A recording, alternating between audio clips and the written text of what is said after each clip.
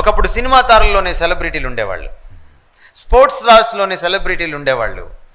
ఇప్పుడు క్రిస్టియన్ స్పీకర్స్లో కూడా సెలబ్రిటీలు వచ్చేసారు. I don't know which celebrity it is, but నాకు తెలిసి యేసు ప్రభువుకు మించిన సెలబ్రిటీ లేడు.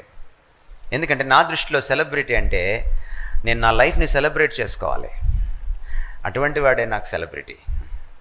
If Jesus is in my life, నా లోకమంతా నన్ను చీకొట్టిన, నా ఫ్రెండ్స్ నన్ను వదిలేసిన, నాకు ఎటువంటిది జరిగినా I celebrate Jesus in my life because he is my celebrity. I can stand.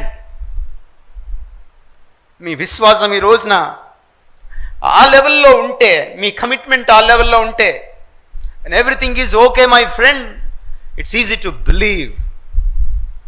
And when something wrong goes in your life, if you can hang upon God, that's faith.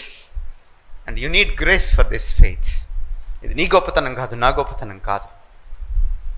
You need grace of the Lord Jesus Christ for this faith. అందుకనే మనం ఆయన్ని వేడుకోవాలి ఈరోజు morning. ప్రభువా, అటువంటి విశ్వాసాన్ని నాకు ప్రసాదించు. Give me that faith lord. నాకు కృప చూపించు.